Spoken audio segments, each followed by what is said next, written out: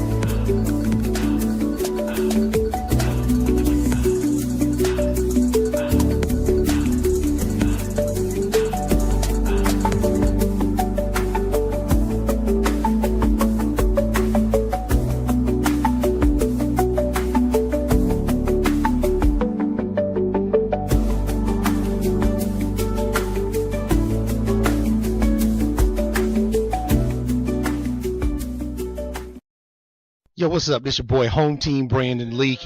Always checking in with my homeboy, Naughty Dread. You got to listen to Naughty Dread till the day you're dead, and that way you make sure you get your information fed.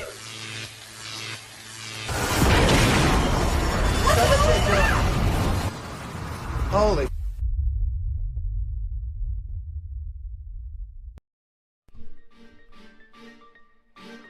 Cool it. Rockin'. Jude.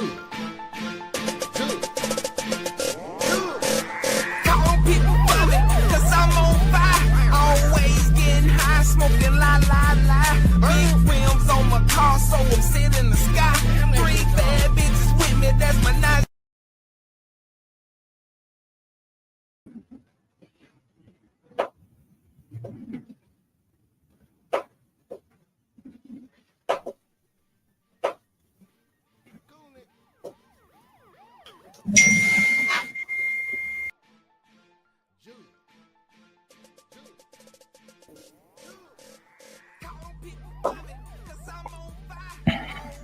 Yep, y'all see it right there. Naughty for President 2032. This is the start. This is the launch of my campaign. It's a long journey. I figured here I might as well start 6.5 years early so I can, be on track. And you know what? I still might not be on track. But today is the official start of me being on track. Y'all see I got all kind of notes around me. I got a book right here. Soul Rub. Let me get my stuff together. Soul Rubs. Today I'm gonna be joined by the author of Soul Rubs, Mr. Rosier Dorsey. He'll be coming on the show in the next segment to do the interview. But y'all already know what time it is. It's the same soup, just reheated. It's another day for the truth on the controversial truth. And man, there's a lot going on in the world. We already know that starting, with the government being shut down, starting tomorrow, Actually, no, it's not tomorrow. Tomorrow is the 31st. That'll be Halloween. Starting on November 1st, all EBT is supposed to be cut off. So many layers to that. It's a lot of people, definitely with this economy, with the inflation. It's a lot of people who are relying on EBT.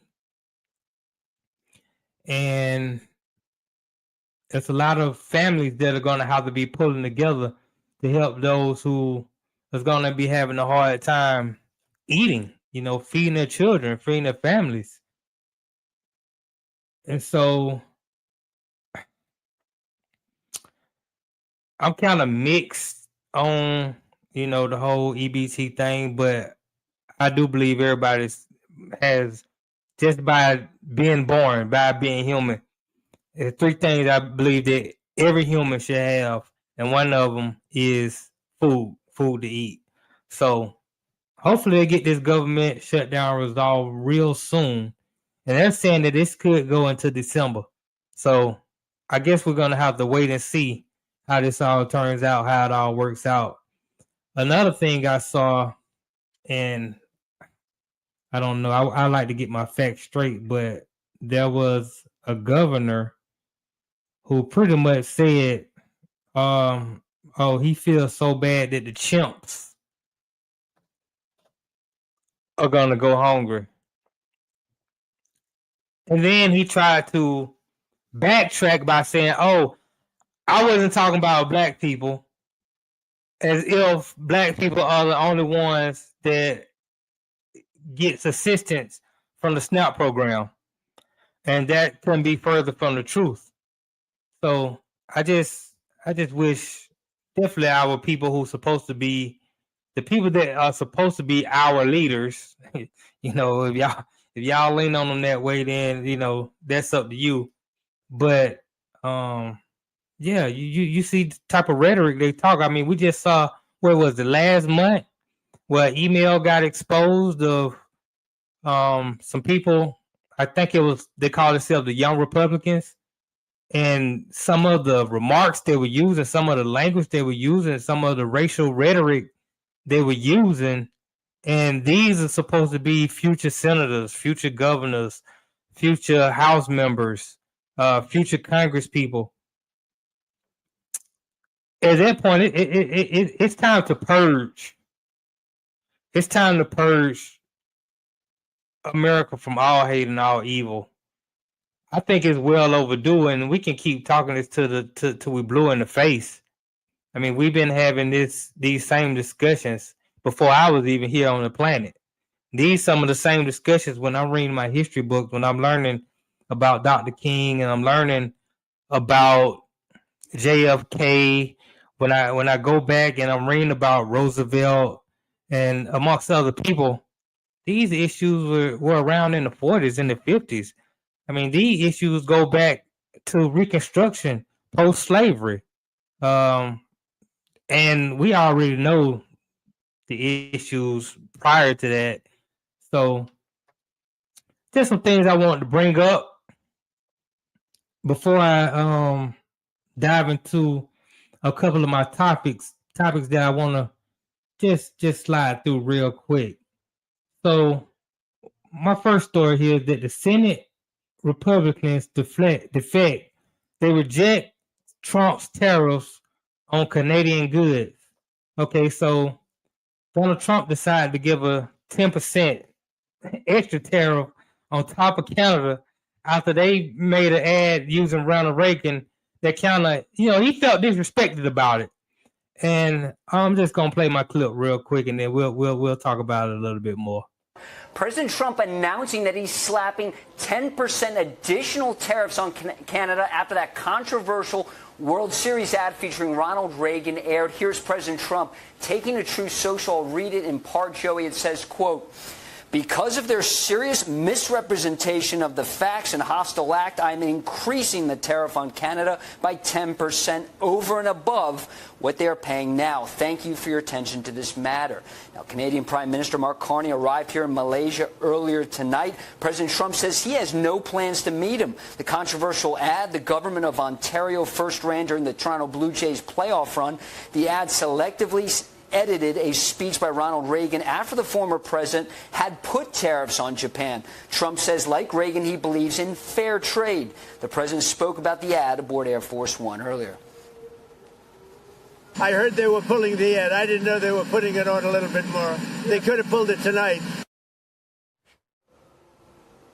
And the ad did air tonight, Joey. Now, ahead of President Trump's big meeting with the General Secretary of the Chinese Communist Party, Xi Jinping, you mentioned rare earths off the top, Joey. Another big issue is the ongoing trade war with soybeans. Last year, China bought $13 billion worth of American soybeans. This year, zero.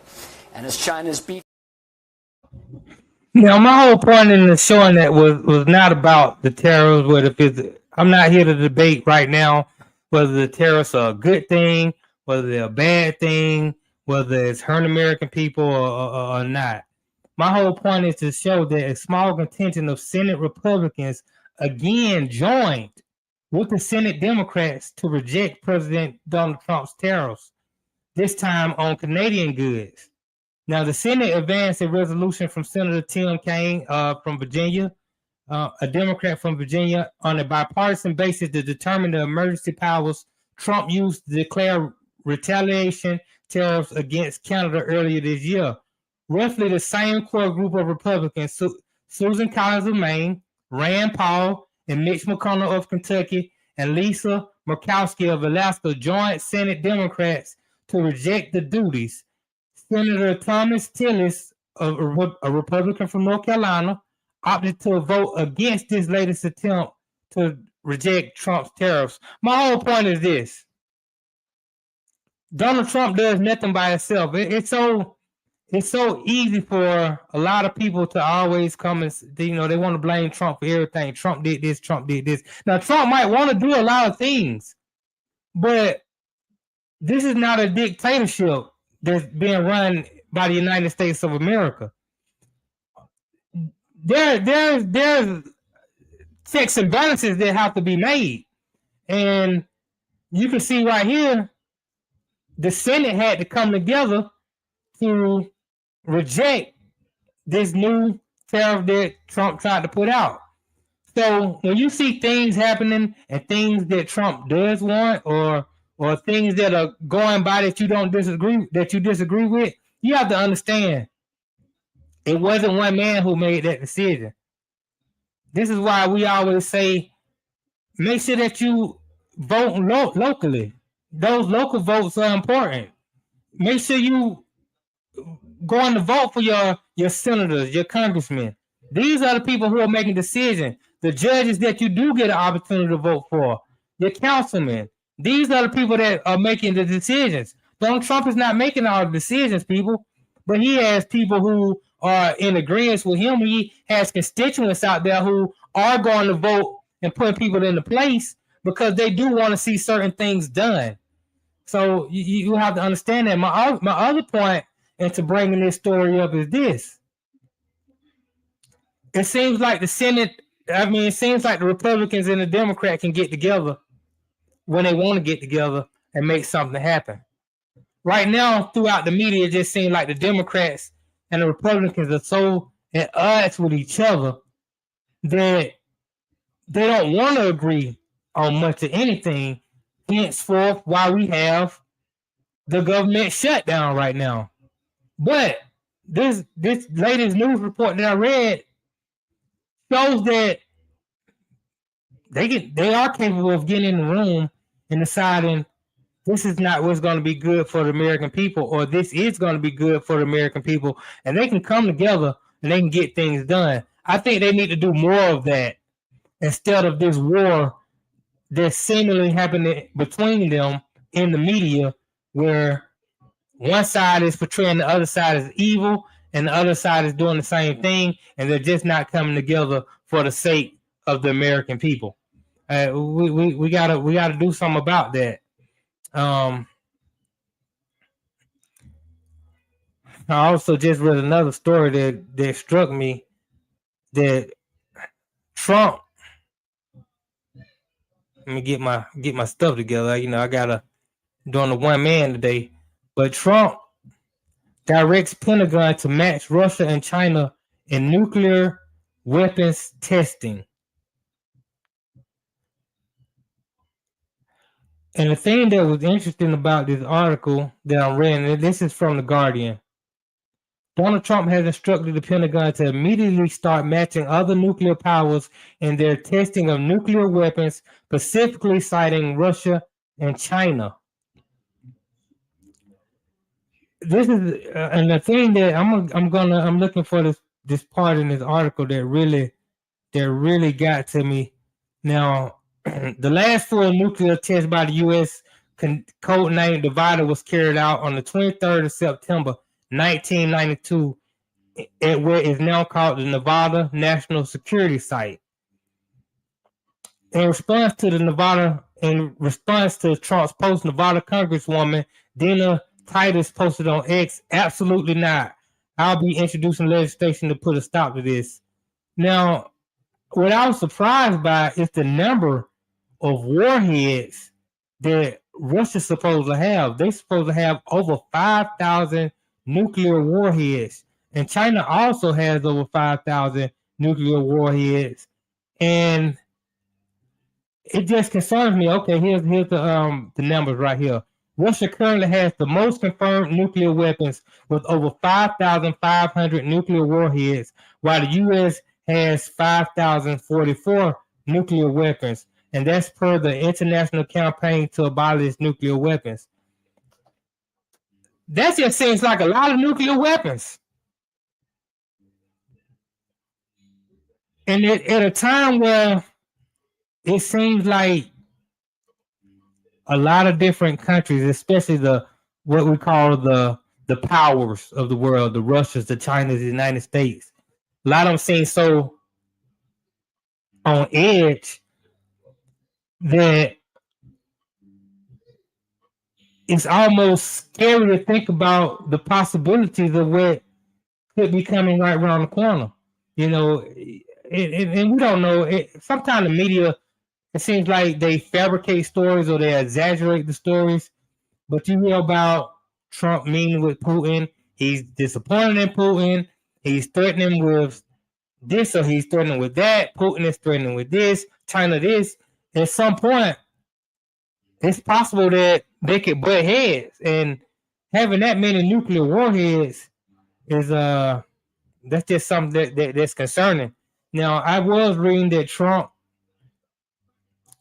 did put out a statement that I was reading that he would like to diffuse all this. He doesn't want to get into any type of war or nuclear contest. I must commend him, to some degree on what he has done in Israel, between Israel and Hamas, as far as quelling that war, coming to some sort of treaty, some sort of agreement. His works attempting to get the Russian war ended with Ukraine. So, with all the things that may be said about the guy, it seems like peace is at the forefront of his agenda when it comes to worldwide. Now, I was just reading a story earlier where the Pentagon orders National Guard to form forces for civil unrest. The Pentagon ordered state National Guard to form quick reaction forces, teams trained to respond to civil unrest across the country and ready to deploy by the start of next year. This is per multiple reports. The big picture is that the Trump administration has used the National Guard in unprecedented ways, supposedly targeting Democrat-led cities where the president alleges crime is rampant. Now, some of these cities are Chicago, Memphis, Portland, I've heard. Again, if sending the National Guard in, is that going too far? And some may argue that that's going too far, but at the same time, a lot of people have been begging that the government do something about the crime. We need some help with the crime. Apparently, the police forces that are in place, and we complain about the police all the time because we see all the brutality that's being done. We see innocent people getting killed by the police, and we want some sort of, I would say, justice. And we're not really trusting police. So don't get me wrong. I don't think you would necessarily trust the National Guard anymore. But at the same time, there's a lot of gang-related activities coming from citizens and immigrants that the people want to be quelled. What's the solution? It seems like we haven't come up with a solution. So now that the National Guard is being deployed to some of these cities, and I was seeing a guy. He's from Chicago actually, and I saw him on social media, and he was saying you can say what you want to say, but since the National Guard came in, a lot of these young kids who have these guns have been out of sight, out of mind. I don't know if it's the answer. I don't know if it's not, but I guess we'll see the reports by the end of December. If crime is going down, then it is what it is. You know, I can't really make my opinion yet until I get more facts on the details. Anyway, y'all chime in the comments. Y'all let me know what y'all think about, you know, some of the issues that I brought up, some of the stories that I read. I'm gonna go to a commercial break, and when I return, we're gonna talk the response mastery method with author. Some of everything I got it here in this book. He's a jack of all trades. I'll just put it like that. We're gonna talk to Mr. Roselle Dorsey Jr. about the response mastery method and what does that mean and what that can mean for you going forward. So y'all stay tuned right here on The Controversial Truth.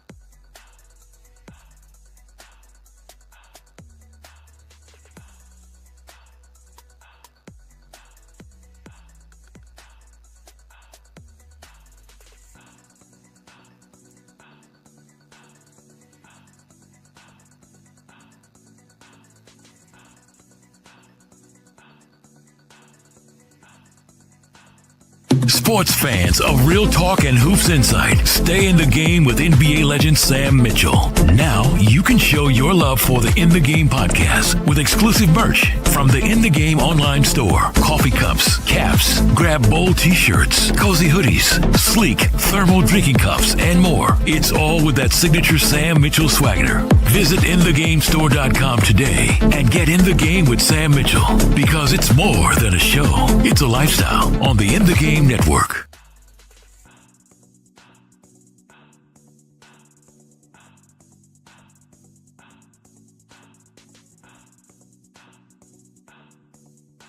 President Trump announcing that he's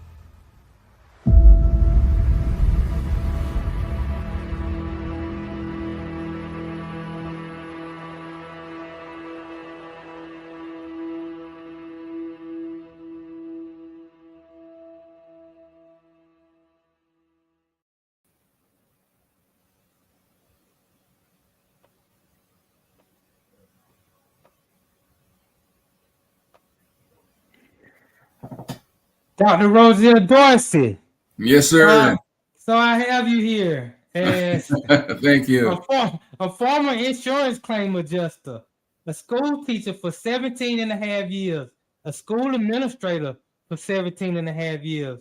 You hustled as a painter, a mason, a carpenter, a plumber, an electrician, a school bus driver, a taxi and limousine driver, a garbage collector, a tax preparer, a business owner, a driving instructor, and a DUI defense driving instructor, a regular jack of all trades, also an author of Stole Rugs, which I started reading last night, and I was inspired, man. I was inspired.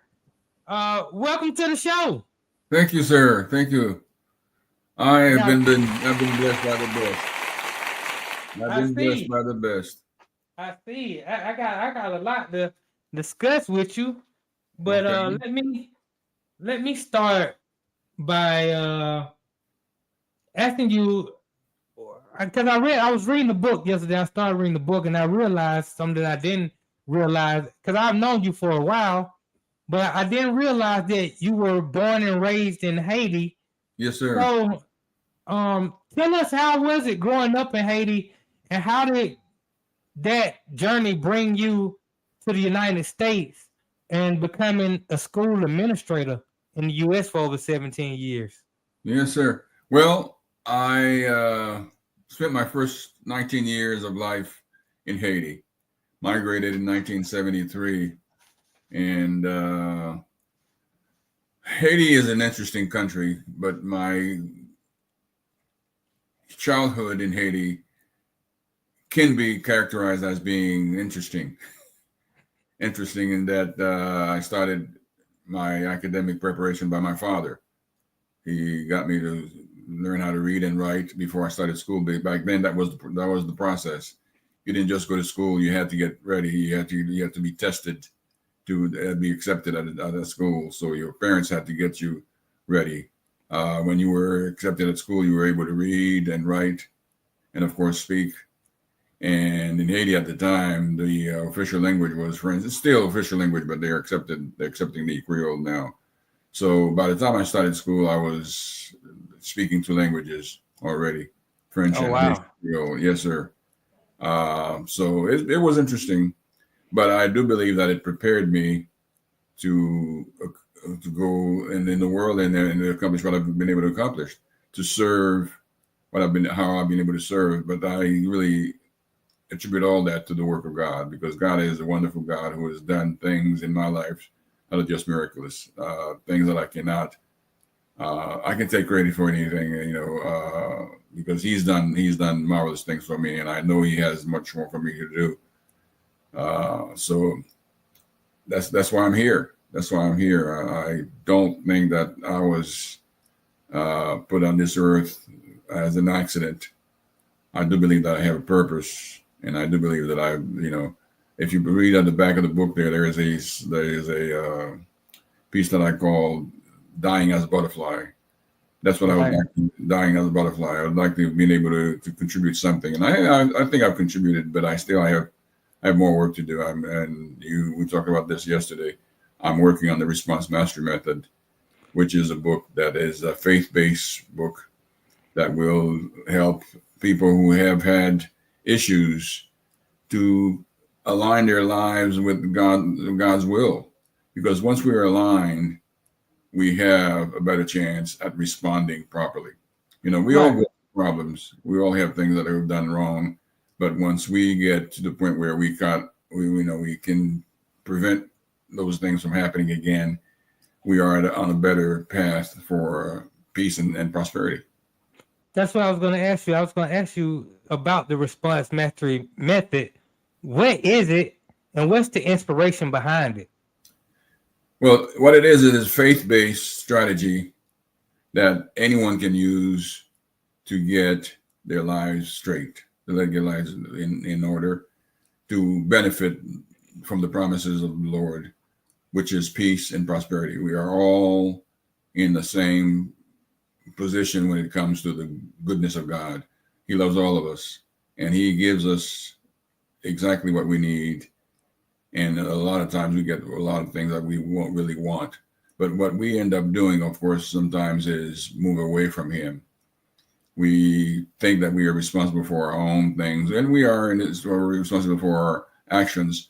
However, there are times when we need to really take a moment to praise him for what he's done. And when things are not going the way they should be going, analyze what we've done ourselves. Look at what happened with our lives, with all our life circumstances. Take a deep dive into understanding how can I align my life with the purpose of God. Once you align your life with God's purpose for you, you can't go wrong, because he is not going to lead us astray. He's not going to give us the wrong answers. He's going to support us all the time, and he's going to definitely give us the guidance that we need. Yeah, I was reading the prologue from the speech that I suppose that you're about to give real soon, and it was about Vernon, an ordained minister. Yes. And man, I mean, I was blown away because Vernon went through something that was very tragic. Yes. And he ended up turning that into, it was almost Job-like. He ended up turning that into something that could inspire other people. I mean, if you want to just touch on that for a second. Oh, yeah. Let me do that. Let me do that. In 2019, Vernon was ordained minister. Life was good for him, and he started working and getting involved with the church. And 6 years later, 2015, he was sitting at his desk and got a call from a neighbor. So you got to get home. Things are crazy here. We have ambulances, we have police cars, and I don't know exactly what's going on, but you need to come home. As Vernon got home, the front door was blocked with crime scene tape, yellow crime scene tape, and when he tried to push himself through, of course, he was stopped. And the supervisor came in and told him, he said, you know what, you don't want to get in there. This is so horrific. You don't want to go see. Finally, he explained to him, he says, your son apparently killed your wife, killed your daughter, and then killed himself. Being a Christian, Vernon said he knew he didn't need to be asking God why. All he did was turn up and ask, what's next, Lord? That response is the Christian response. When things happen, we know that there is no way that we can go forward unless we ask God for guidance. So he did exactly what he was supposed to be doing, turn over and get into his purpose. And in the church, he started writing a prayer every morning. And when he told me about this, I asked him, could I get on the list there? He sends it to his pastor and his pastor's wives and several other members. And I've been privileged to be receiving these prayers every morning. At 6 o'clock, the prayer comes in every morning. And I've been doing this for almost over a year now that I've been getting the prayer. And that prayer sets me up every morning to start my day on a good foot, which is on the side of the Lord. Every morning, this is a blessing. This is something that I was not looking for. I didn't know. I wouldn't even know how to look for it. We were just, Burton, by the way, is a bowler. We're bowling one Friday, and then we started talking about this. And when he shared this with me, I said, this is something that Christians should understand, that we are not here by mistakes. We are here to really align our lives with the will of God, with the purpose. And Vernon found his purpose, and I know that everyone can find their purposes in life. But the way to do it is to get the right response. We cannot, we cannot blame anyone if they go crazy. We cannot blame anyone if they get really upset for something that like this to happen. Your son killed your wife, and your whole life turns upside down in 1 minute. Many of us would probably just go crazy. And I really don't know how I would respond. I don't think I would have the response that Vernon had. But as an angel, he is now changing my life. And I hope that I can help other people change their lives through seeing their responses with the lens of a Christian. I was speaking to you yesterday, and you mentioned the 30-day spiritual alignment. Could you go a little bit That's more into that's a that? quest. That's a quest that will, for clarity. Change doesn't happen. People who have had problems don't turn around and change overnight. Most psychologists agree that to have lasting and dramatic change, you need at least 30 days. We have a concept in the response master method called H2H, habit to habit exchange, meaning that you have to get into a habit of living like a Christian. And one of the things that I suggest, and I've been doing it, is get up every morning on the right side of the Lord with prayer, with meditation, with praising, with glorifying the name of God. And when that happens, you feel the difference. You feel the difference that your life now, of course, is going to get on the path that you have been ordained to get on. Now, that doesn't mean that bad things will happen. When bad things do happen, you'll have a better weapon. You'll have a better way of approaching them. Because the way we approach problems in life, of course, matters. The way we approach things in life matters. And Christians like Vernon, Christians like myself, need to be out there telling folks that there is a way to do it right. Now, of course, 30 days is a long time. What happens if you have something to respond to right away? Let's say tomorrow. Let's say right now, as you get out of the studio, how would you respond to something that you didn't expect? For example, you get into a highway and someone cuts you off. How do you respond? Well, what we propose is something called pause. The P for pause is stop, pause. Quick prayer. Lord, guide me. We don't need to have a sermon to speak to God. I was explaining this to somebody the other day, and he said, well, how do you know that you're speaking to God? Well, you got to get in the habit of doing it. When you get in the habit of doing it, it becomes almost second nature. You recognize your voice, you recognize, and you recognize his. People say, well, I can't hear. I can hear God's voice. Well, you're not going to hear a thunderous, it's a CNN type of voice. I've not heard that, but I've heard God's voice in many, many, many ways. Like this morning, I got up and went through the reading of the Bible. I read the Bible every morning. I get up at 6 o'clock and read the Bible. After I read the Psalm 5, I wrote down my prayer, and something came to me. Is that I need to get on the first name basis with God. And I asked someone, do you know what God's first name is? The answer is my God. In my country of Haiti, that's the way we call God. We call him Bon Dieu, my God, Mon Dieu, Mon Dieu. Oh, My okay. God. So first name basis with God is my. I have this God just for me, and he made me just the way he wanted me to be. And when I'm praying, I said, my God, I know I'm speaking with a friend. I'm speaking with the Savior. I'm speaking with the Redeemer. I'm speaking with someone who is listening. And when you get into practice of speaking to God, you get to hear him. You get to understand. You get to feel certain things. This is where the Soul Rub book comes from. The title Soul Rub. There's this feeling that you get that you're in the presence of the Lord. When you're in the presence of God, this is not something you can deny. This is not something you can fake. You either know it, yes, Soul Rub, yes, sir. You either know that you have God's presence or you don't. And when you start getting in the habit of doing that, it becomes evident that this is different. This is not something that the world can give you. Only God can give you that. Well, when you spoke about a reaction or a response to something that happens unexpectedly, and it may be a negative, something that you won't find as positive, negative, somebody cutting you off was the example that you gave. And I was reading in the prologue that for many of us, the problem is we react instead of respond. Responding, yes, sir. Yes. Can you tell us the difference Sure. between And yes, there's a reacting difference. and responding? Yes, there's a difference. Reacting is a physical action. We panic and we do something without taking the time to stop, pray, Bring God into the fold. Bring God into that discussion there, into that situation. And it takes a second to simply, Lord, guide me.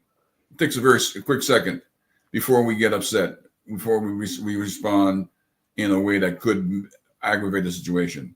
So the second part of pause, of course, is to prevent any other problem. You cannot get into a hole. And when they used to tell me in the Army, when you get in the hole, you don't keep digging to make it worse. You got to try to get out.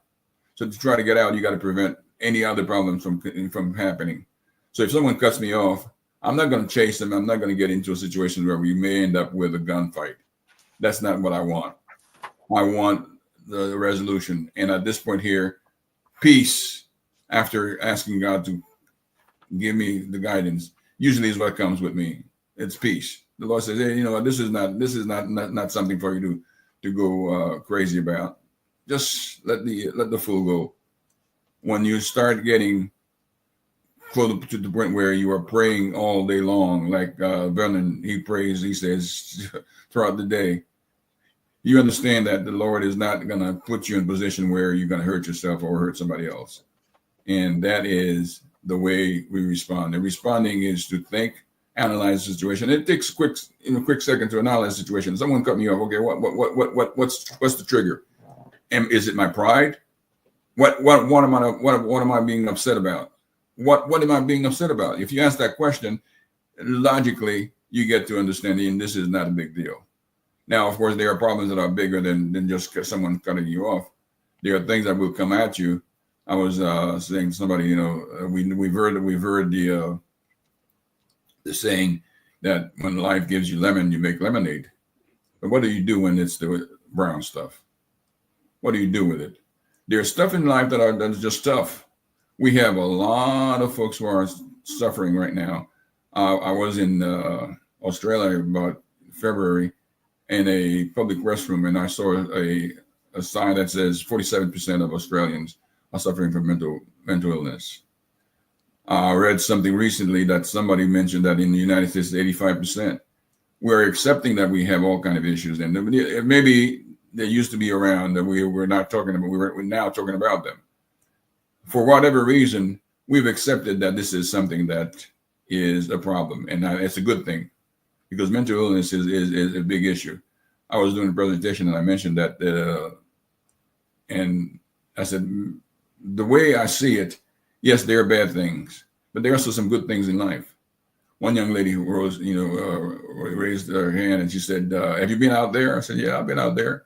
She said, well, it's all bad. I said, well, how do we stop that then? How do we get better? And she couldn't answer this because a lot of us are getting hooked into that situation that we want to get to the point where we are sad. Then we are getting into despair. Despair is losing hope. Despair is not recognizing that God's power is all we need. Despair is, to me, slapping God in the face because we are saying you are not going to do what you promised to do. Right. So I cannot despair. I tell folks, I tell the joke that I can't complain. I can't despair. Being from Haiti, I have all the reason I could explain, that I had a rough, I didn't have a rough upbringing. I didn't have any water, running water, or any of those things that you would consider common in anybody's house here in the United States. And I didn't have a refrigerator. We brought water from the public fountain they had there, and we saved in the big 50-gallon barrel, and that's what we use. But I had a great life because God was always there. I ate every day. Right. I grew up to be 6'3". We had a house. Our family was big. We were 8 children, and my parents worked. My father passed away early, and things got complicated. But we had the basic. And we all got educated. Everybody went to school. Everybody got a chance to get out of there, and we're doing well. In fact, one of the reasons why I'm still working, trying to get some things done, is because I have Cross Bearers organization that's looking into helping. We've been helping a private school in Haiti with children's tuition, and we want to expand that. We are getting the business set up. We are looking for board members now to help us get this going. We have some friends who have been on the board in there for a couple of days with me. The problem is, of course, in Haiti, things are not easy. It's not easy to get somebody to get into helping others, because although we have a very small country, Haiti has been known as the capital of the NGOs. That's non-governmental organizations.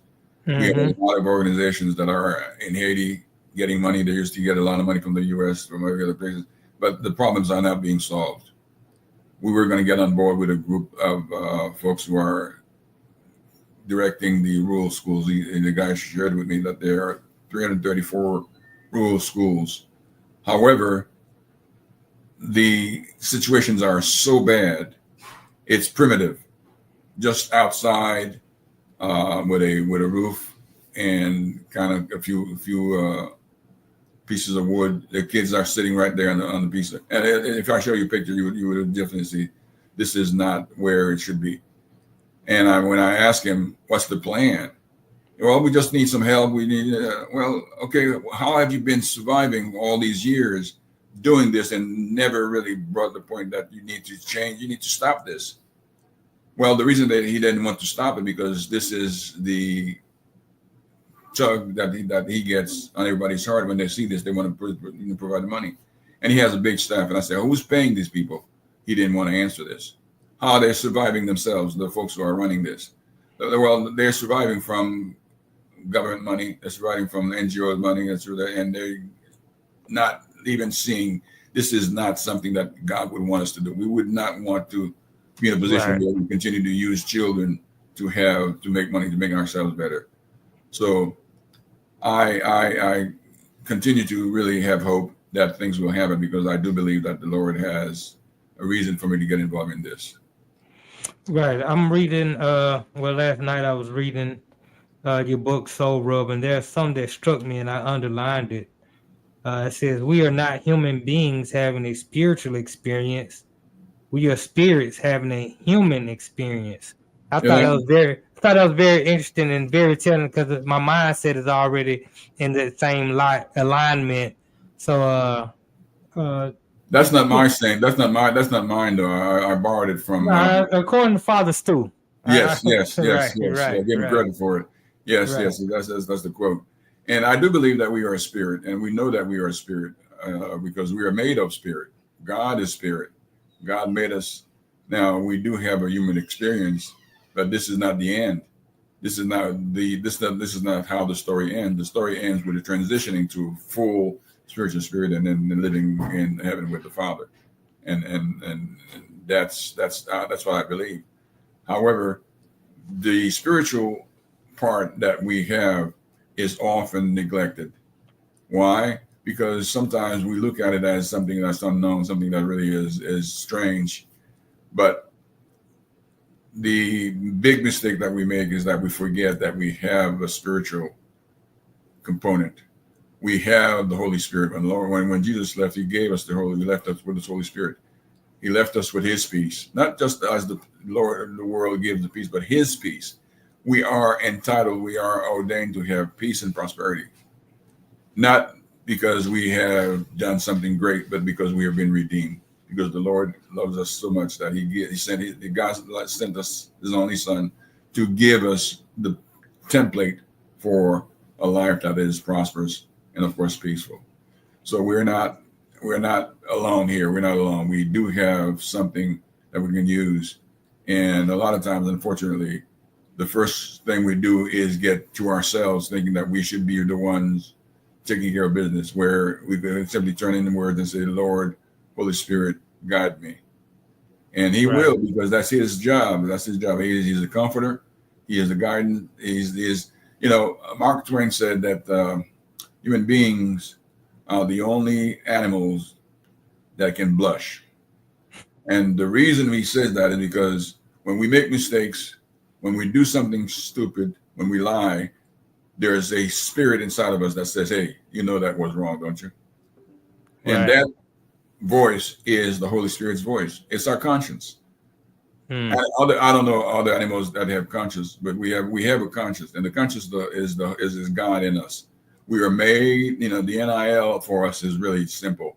We are made from God. We are made of God, and we are definitely not just flesh and bones. We have a spiritual component, and when we dig into that, we have a way to respond to our problems that is different from those people who don't tap into this. So that you mentioned earlier that spiritual quest, that 30-day spiritual quest, is to get in contact with that spiritual component.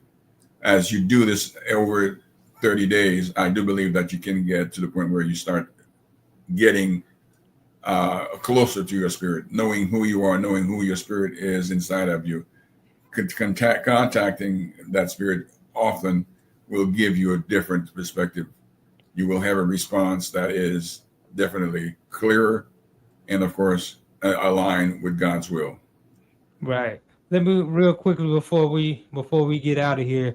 I want you to just real quickly talk a little bit about your book, Soul Rubs, and also let the people know where they can find your book if they're interested in reading. I can already tell you there are some amazing stories in here. I wasn't expecting some of the stories that I was reading. It is, folks. It's been published. It was published by Christian Faith Publishing, and it is available on Amazon, audio, not audiobook, but ebook, and Barnes and Noble. Now, the profits from the book sales are going to that Haitian project that I told you with the Cross Bears Incorporated. So if you can get a copy of that book, I would really appreciate it. But from people who have read it, I've gotten a lot of good reviews on Amazon. It is something that I, of course, put together, but the Lord inspired me. There are things in there that I simply would not have thought of. For example, chapter 4, which is about the Holy Spirit, the manuscript was already sent to the publisher before I wrote chapter 4. I was having trouble sleeping, and I got up about 4 o'clock in the morning, and I went to my office, and the thought came to my mind and said, "You're writing a spiritual book. You're writing a religious book. You're writing a book about your experiences with the Lord, and you're not having anything to say about the Holy Spirit." So I sat down there, and about 8 hours later, I had almost 20 pages of this chapter 4. And I called the folks and I said, I have to amend my my manuscript. I'm going to add a whole chapter. They said, okay, well, we still have time, but we're going to have to charge it. I said, it doesn't matter, but we had to have this put in there. The Lord needed to have this put in His book because He put this together. The Soul Rub title came to me years ago when we were writing. I was writing a family newsletter, and I was sharing these stories that really kind of got me to think, and inspired by the Lord, I was able to put several of those stories in. The family enjoyed them, and they kind of suggested that I publish this, and this is the result there, Soul Rubs. The title came from the feeling that I got when I was reading the stories that I had written. You get the feeling that the Lord is massaging your soul. You get the feeling that you're getting a contact that is not normal, is a spiritual contact. Right. Before I let you go, and y'all make sure y'all go get that Soul Rubs book. I can already tell you, the testimonies are just amazing. I mean, if you want to just be inspired, to never give up, to believe in God, then this book, it definitely will take you there to allow you to. There's something you were saying in the book about just not hearing it, but seeing it, and just having to being a witness, like almost as if you're there to testify for it. I just thought that was amazing. Now, you might have seen when I was coming on that I have this 90 for President of the United States of America 2032. Now, I've never held any office, any political office But that's like my rhino. That's my focus is by 2032 to be as high up as possible to possibly run for the president of the United States. I want to ask you, as somebody who's had experience doing campaigning, I mean, you're a jack of all trades. You've done it all. What advice might you give me to somebody who's never held any political office, who never held any office? Where should I start on my journey? Well, the top. Very first thing I would say is get with someone who is in the game.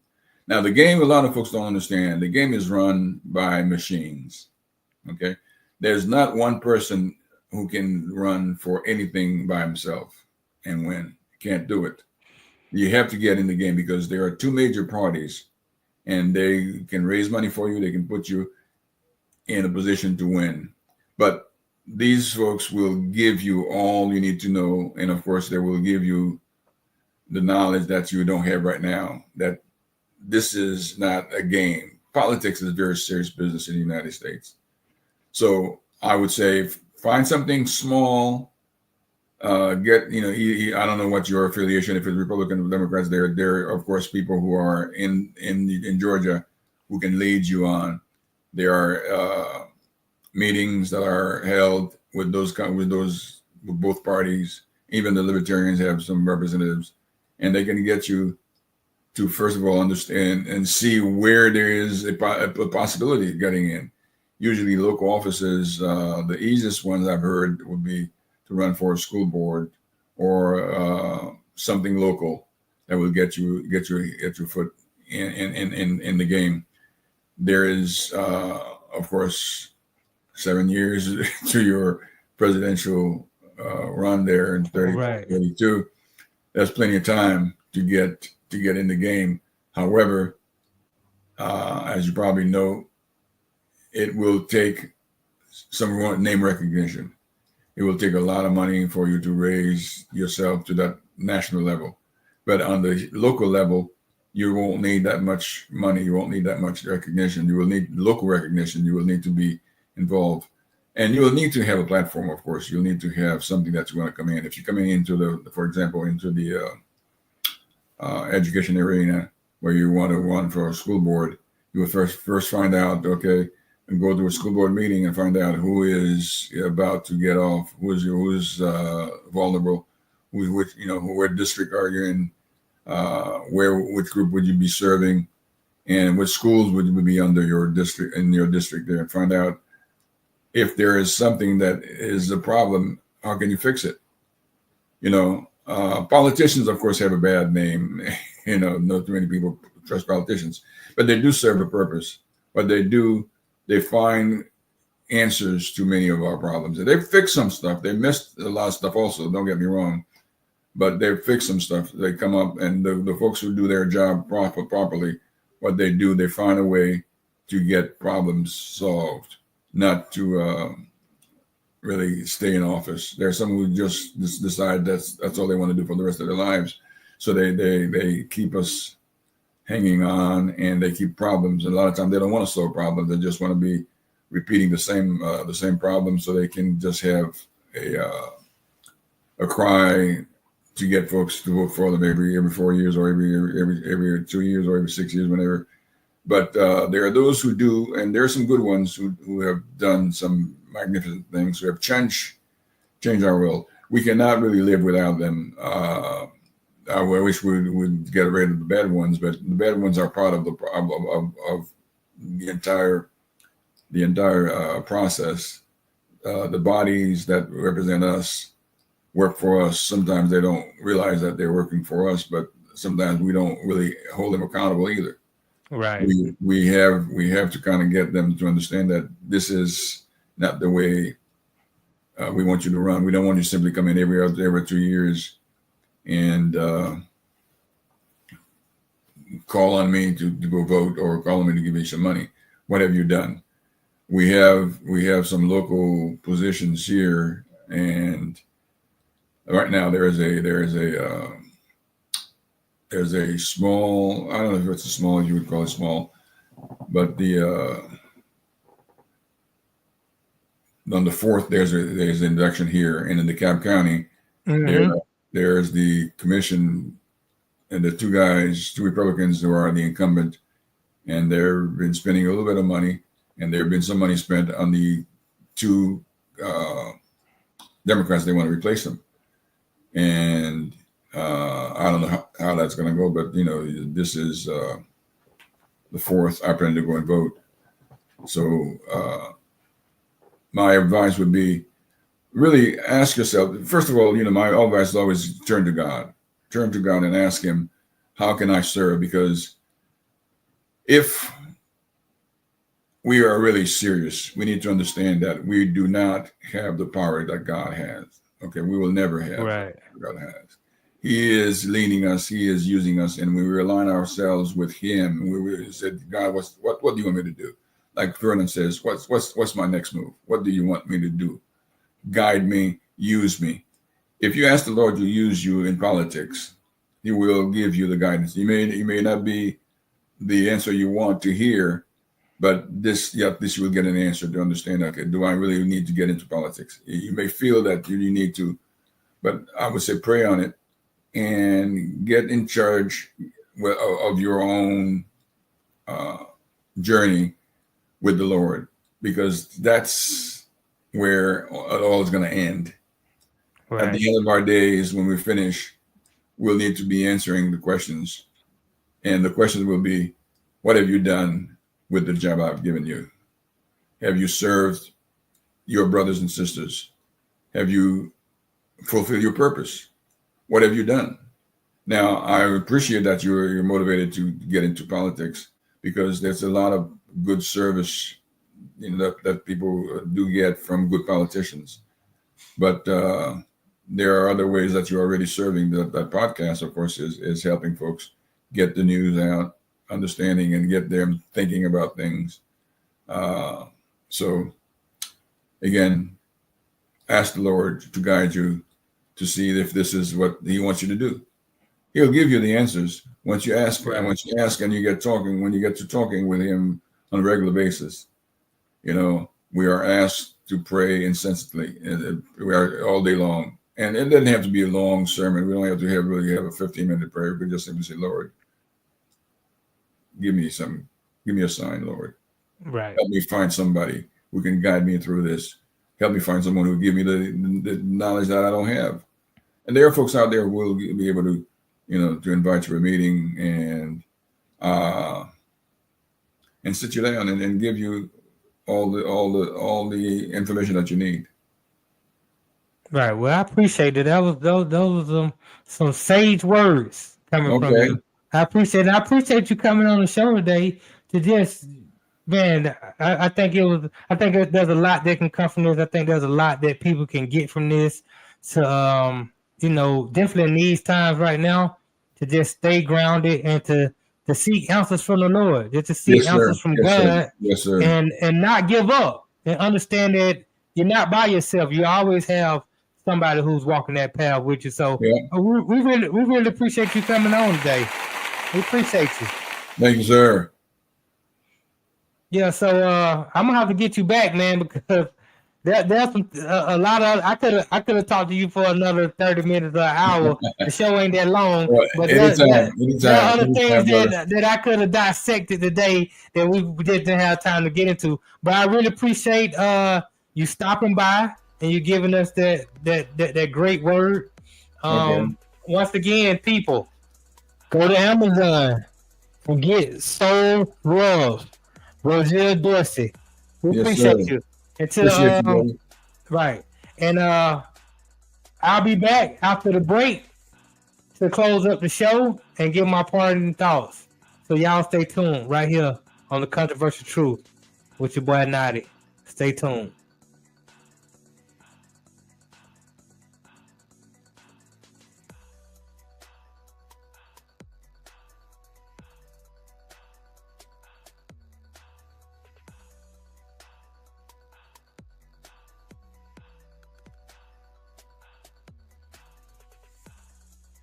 Sports fans of Real Talk and Hoops Insight, stay in the game with NBA legend Sam Mitchell. Now you can show your love for the In the Game podcast with exclusive merch from the In the Game online store. Coffee cups, caps, grab bold t-shirts, cozy hoodies, sleek thermal drinking cups, and more. It's all with that signature Sam Mitchell swagger. Visit InTheGameStore.com today and get in the game with Sam Mitchell, because it's more than a show. It's a lifestyle on the In the Game Network.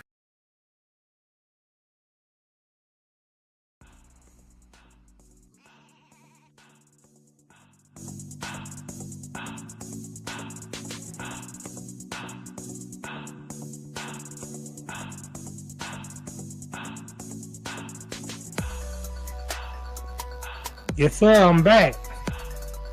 Want to let y'all know that on Mondays, tune in to the Raw Side of Things with comedian Sir Bam Bam. This week's guest is gonna be.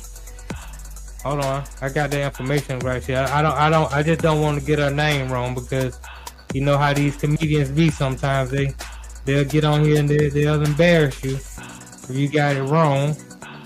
But we have a comedian coming on, the lady that's very funny. I don't want to get her name wrong. That's the only reason why. And we had Love on here, but we got Miss Wall Street. I saw Miss Wall Street perform about 2 years ago, and she was very hilarious. So Miss Wall Street will be on the Raw Side of Things on Monday at 1 o'clock. So y'all make sure y'all stay tuned to that. We had Love on last week. Very hilarious comedian out of Atlanta. Just really gave you a lot of the history of coming in Atlanta and being around it. Just how much of a grind it is to be a comedian. Also, we just had Arthur in the Jack of all trades. I don't know. I read a whole bunch of jobs that he's had. I think I might have named every profession that I know. I don't know, but very well traveled, going around the world, a lot of experiences. Somebody that I can talk to and just get to pick him and his wife's brain and just draw from their experience in life.